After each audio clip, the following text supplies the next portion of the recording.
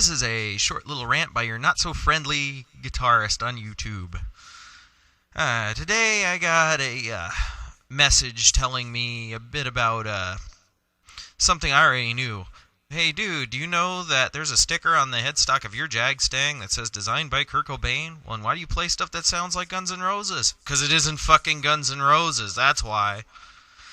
I knew this question was going to come up someday, but, I kept avoiding the issue and avoiding saying anything on it, but I think I will today.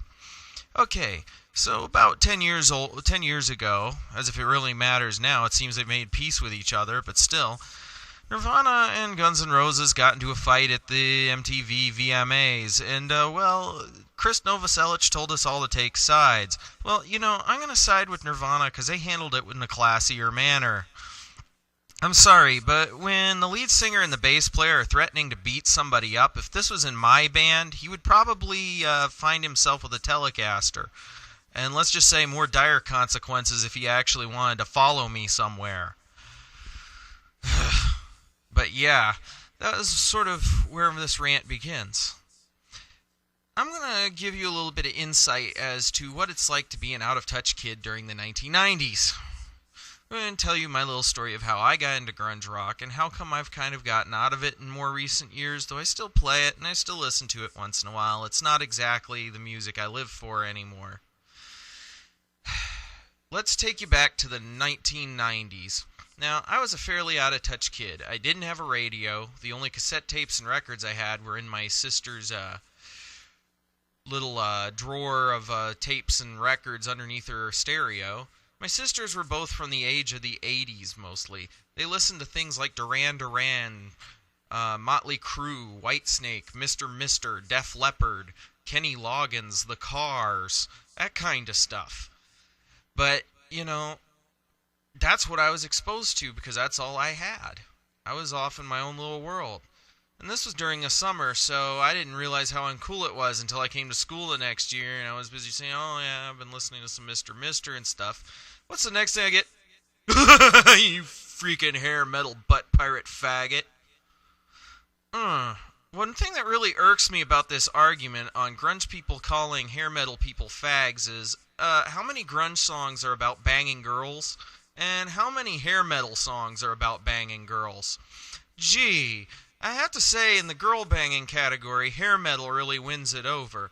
Granted, some of those guys, I gotta admit, man, I'm not even gonna bother posting it up on here and letting you see the Look What the Cat Dragged In album cover from Poison, but still, all in all, most of those songs are about girls, so that argument is completely void and invalid unless you're a retard or you're a homophobe, which, if I remember, to make things quite, to show how hypocritical some of the grungers are, didn't Kurt Cobain hate homophobes?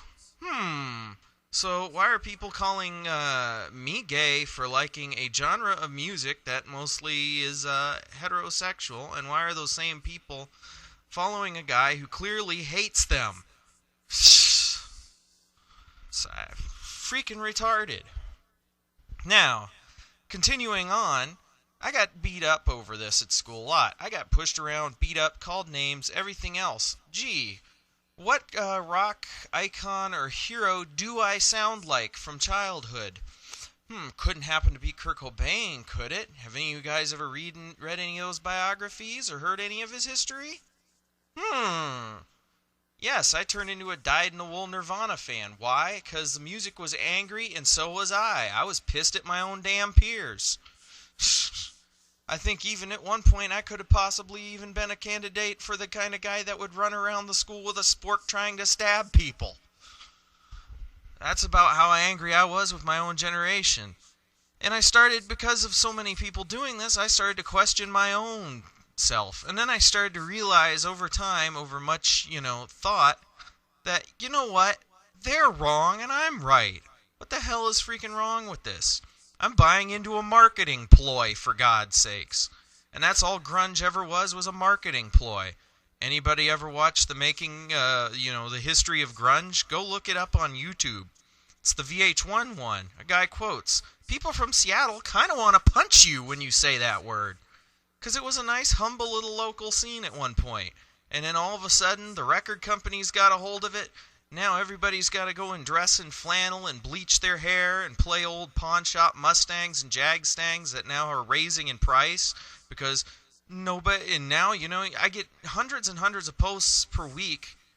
Well, maybe not that many, but still I get a lot of posts on YouTube about, where can I find a jag-stang? Where can I find a Jaguar? I wish they weren't so expensive. Well, gee, I wonder why they're so expensive and so hard to get. Couldn't happen to be because Kurt Cobain made them popular now, huh? Like I say, it's all a marketing ploy. If you take a look at me, I don't particularly look hair metal now, do I? I don't wear spandex. I think spandex is ugly. I don't want to put in Aquanet in my hair. Actually, to be honest, I tried to do the hair metal thing last Halloween, and with my hair, it seems my hair and Aquanet are incompatible, and it's kind of stupid anyway, because my hair already does the same thing without Aquanet. So that said, I just don't buy into the stupid ideology, except, as a joke. And in some ways, and then let's go back to what I said about the freaking guitars. The reason why I use the guitars that I use is because I like them.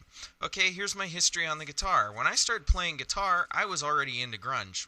Okay, what were these guys playing? They sure weren't super strats painted neon colors with naked babes painted on the front. No, no, no. These were Mustangs, SGs, Guild S100 Poleras, Jaguars. And I saw those and they looked cool because they weren't in the local stores. You go in the local store, whole wall of freaking Strats, whole wall of freaking Tellys and Les Pauls. The stuff that they say, it's a safe guitar because it will sell. Well, fuck. That's why it took me 10 years to get a Jaguar. That's why my jag-stang has a very, very interesting story behind getting it. Mainly due to the fact that I drew up what I wanted long before the thing actually showed up in the store, with the pickups already installed, mind you.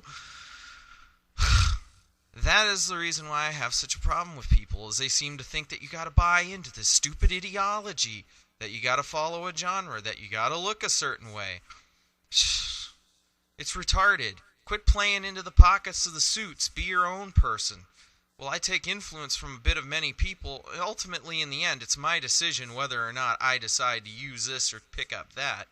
And if I decide to be a complete checkerboard schizo about it and play 80s hair metal type songs on a grunge rock guitar, much of which is just riffs and stuff I'm making up off the top of my head on a lot of these videos, then fine for me. If you don't like the fact I don't subscribe to an ideology, tough shit. There's kind of an adage Kurt Cobain said that was actually quite true, which is the reason why I find some of these people laughable. I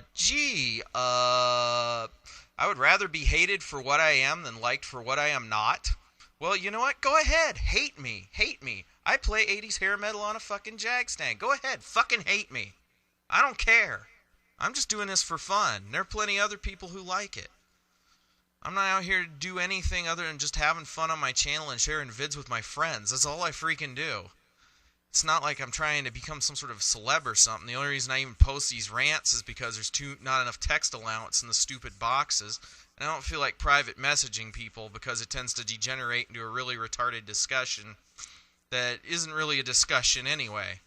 So that's my feeling on the whole damn thing. As for posting up a lot of these pictures, if you're wondering why, a lot of these guys are my influences, and my favorite guitars over time. So maybe that'll give you an idea of where I come from as a guitarist. I didn't conform to the grunge ideal when I was into grunge. I had short hair and wore blue jean jackets, for God's sakes. And I've never really conformed to any other ideals either. When I was playing nu metal, I didn't have short hair and a backwards hat a la Limp Bizkit. No, I still had long hair, and I still look much the same as I do now. I may have had a goatee and a mustache. But even then, I ditched that because I thought I looked too much like Dimebag Darrell. Because after all, that's his thing, not mine. I pay homage to my heroes every so often, but I just don't feel I need to be nihilistically copying them constantly. That's just retarded. Somebody told me to dye my goatee pink back in those days. I wouldn't do it. That's Dime's thing, not mine. Sure, I play the Mustangs and Jags Kurt did, but that's because they work for me. I had my old Kramer. That thing was a piece of crap. I've had less problems with the Jag-stang in 10 years than I've had with the Kramer in 1 year. I think I've said my piece.